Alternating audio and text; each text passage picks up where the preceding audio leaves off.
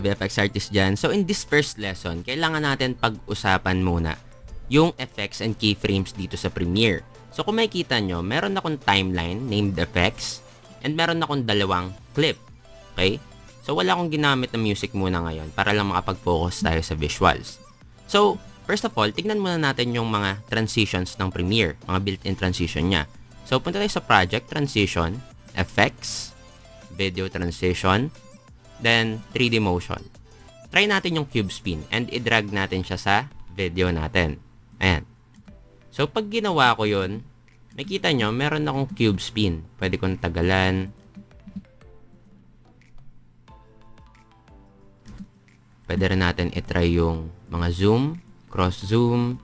Okay, click, drag. So, meron tayong cross zoom. So, kung mapapansin nyo, hindi dynamic. Okay? Hindi dynamic, hindi smooth yung mga transitions dito sa Premiere. And that's the reason why gagawa tayo ng sarili nating mga transitions. Okay? So, paano natin gagawin yon? Gamit yung mga video effects. But before that, pag-usapan muna natin yung effects na built-in sa mga clip natin. So, pag nag-select ako ng clip, then pumunta ako sa effects controls, kita nyo, meron tayong motion. Okay, kung saan pwede natin i-reposition yung video natin. Pwede natin scale down, scale up, and pwede nating i-rotate. Okay? So, bawat isang clip is merong ganito. Okay, meron silang motion. Diba? So, meron din sa Premiere na video effects. So, dito sa video effects, kung makikita nyo, marami tayong effect. Okay? So, meron tayong blur. Pwede natin i-click and drag dun sa video natin or sa clip natin. Kung makikita nyo, meron tayong properties. Ito yung name ng effect, Gaussian blur. And meron tayong properties. Okay? Meron tayong blurriness. Pwede natin i-blur. Okay? Kita nyo, nag-blur yung video natin. And meron tayong repeat edge pixel. So, ano nagagawa niyan? Gagawin niyang, i-repeat niya yung edge natin. So, mawawala tong black sa gilid natin pag nagbe-blur tayo. Okay? So, kung makikita nyo, sa isang clip ko lang siya na-apply. Okay? So, pwede ko siyang i-drag din yung Gaussian blur dun sa kabilang clip. Then, baguhin ko rin yung setting. So, pareho na silang blur, diba? Pero merong mas madaling way para dito. Okay, so, gamitin natin yung adjustment layer. Okay, so, i-delete ko yung effect sa bawat clip. Select ko yung isa. Delete Gaussian blur. Delete Gaussian blur. So, sa project transition, dito sa project na to, okay, project panel, punta tayo, adjustment layer. Then, yung size nung video natin. And yung frame rate natin. So, okay. Then, i-drag natin siya sa taas nung clips natin. After nun, i-iklian ko siya. Cut natin siya. So, kung mapapansin nyo, meron akong adjustment layer. So, ano nagagawa ng adjustment layer? Yung adjustment layer is pag naglagay tayo ng effect sa adjustment layer is affected lahat ng nasa baba niya. Okay? So, kung hindi nyo pa napapanood yung Premiere Getting Started ko, panoorin nyo muna dahil mas tinuro ko kung ano yung mga pwede nyo magawa doon. Okay? Pero for now, meron tayong adjustment layer. Sa effects, lalagyan ko ng Gaussian blur yung adjustment layer. And kung mapapansin nyo, pag tinaasan ko yung blurriness ko, nag-blur yung parehong clip sa baba. Okay?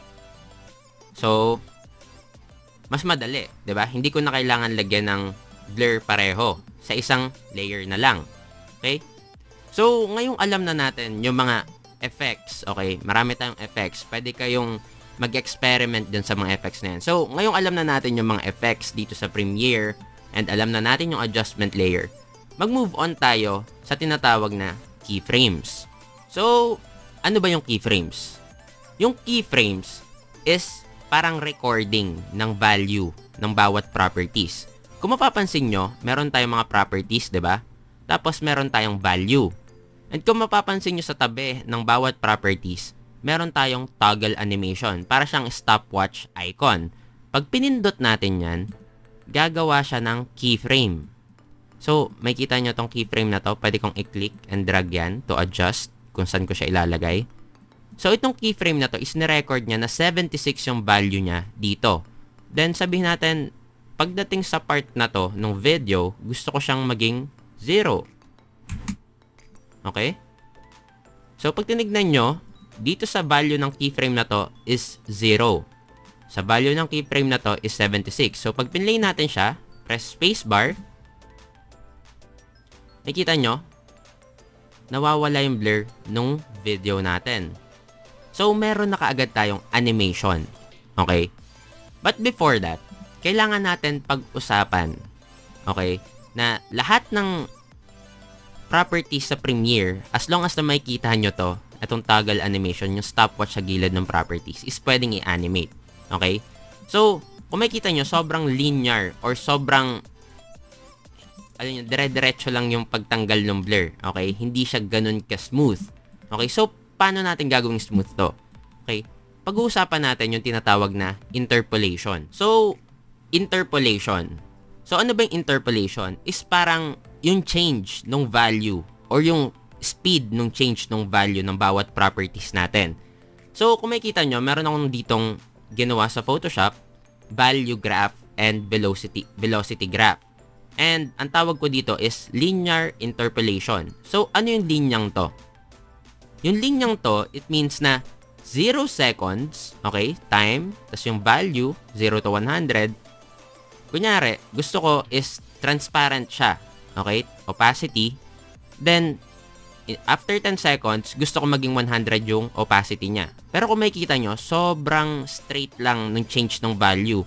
So, sa 0 seconds, 0. Sa 5 seconds, 50% yung opacity natin. Tapos sa 10 seconds, meron tayong 100%.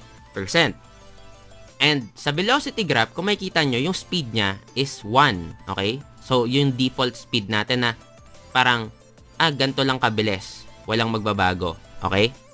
So, yan yung meaning nun. So, ito yung value over time. Okay? Ito yung velocity, yung speed. Okay? So, merong tinatawag na Bezier interpolation. So, tingnan natin yon. So, itong Bezier interpolation is parang ito yung smooth. Okay? Ito yung smooth change ng value.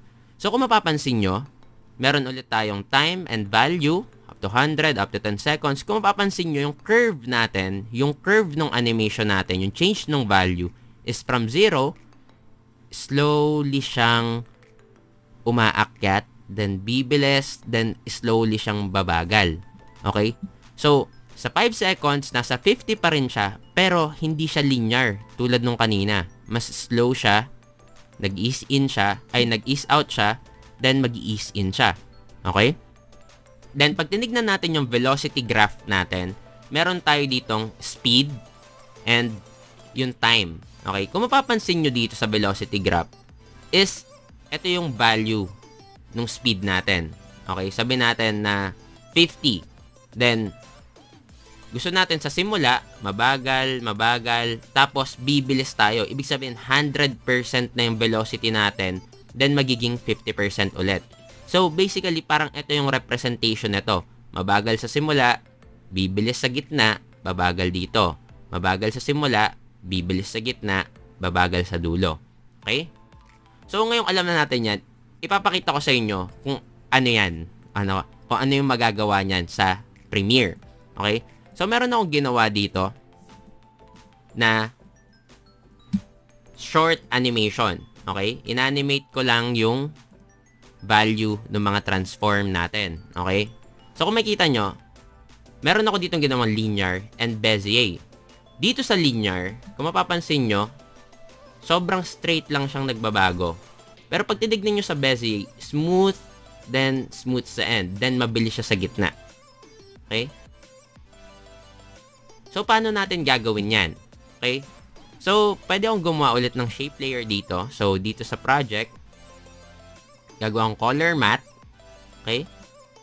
Sabi natin, gusto ko ng 500 na width, 500 height, then okay.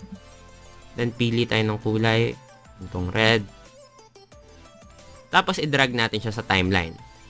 Okay? So, meron ako ditong shape. Okay? Then, pupunta ako sa effects, sa may motion. Then, pwede ko siyang i-position dito sa gilid. Okay? Then, pipindot ako ng keyframe, toggle animation. Then, gusto ko dito sa part na to, okay? Dito sa part na to ng timeline, i-move ko siya dito. Okay? I-clear natin yung video. Tapos, pagpe-press ako ng O, para yung workspace natin, okay, out. Pwede nyo rin iset dito yung in, I, okay? Mapapansin nyo, sobrang linear ng movement niya. Okay, hindi smooth yung galaw papasok, hindi rin smooth yung galaw pabalik. Okay, so paano ko babaguhin yon? Okay, kung makikita nyo, nandito yung keyframe ko sa gilid. Kung makikita nyo, meron akong dalawang keyframe, di ba?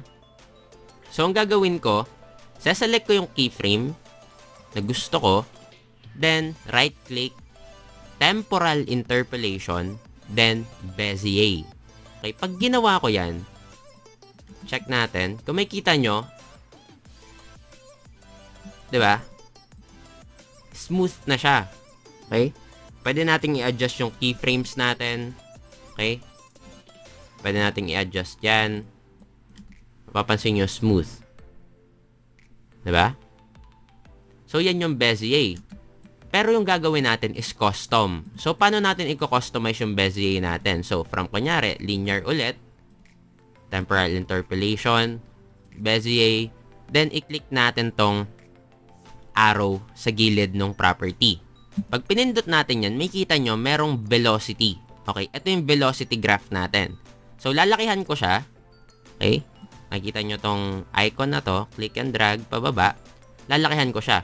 Kung mapapansin nyo, yung velocity niya is almost the same lang, di ba?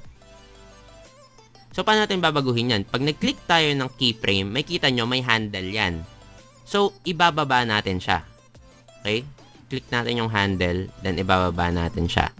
Click natin yung keyframe, then yung handle, bababa natin siya. So, ito yung velocity graph. Ang sinabi ko dito, gusto ko slow sa simula, bibilis sa gitna, then slow down again. So, pag nag-play ako, kita nyo, smooth na siya. Okay? Pwede kong i-adjust pa yan. Okay? Pag click ulit ng handle na to, then dinrag ko, okay, to the right. And itong kabila, dinrag ko to the left. Okay? Kung makikita nyo, slow yung gusto ko, then bibilis, then slow ulit. Okay? Makikita nyo, di ba? So, meron din tayong, pwede natin i-animate yung rotation. Kiklik ko yung rotation dito sa time na to. Then sa end, gusto ko iikot siya ng 360. Okay, lagay ko 360. Kung mapapansin nyo, gumawa siya ng keyframe. Then, saselect ko siya, right-click, then Bezier. Pag ginawa ko yon, close muna natin yung sa position. Tapos pumunta tayo sa rotation. May kita nyo, merong dalawang graph. Okay, pwede natin lakihan yung dalawa. Ito yung value graph. Kung mapapansin nyo, slow, bibilis, slow. Tignan natin yung linear. Right-click, linear. Makita nyo, straight. Okay? Straight yung change ng value. So, ayaw natin yan kasi medyo boring yan. So, gusto natin smooth. So, kung mapapansin nyo, smooth, diba? And pwede nating i-modify either itong value graph, okay? Value graph or yung velocity graph. Pero for this, gagawin ko is value graph. So, kung mapapansin nyo, babaguhin ko yung handles ng bawat keyframe. So, ang sabi ko dito, gusto ko mabagal yung change mo sa simula, then bibilis, then babagal. Okay? Tingnan natin yan. Kita nyo? Sobrang smooth.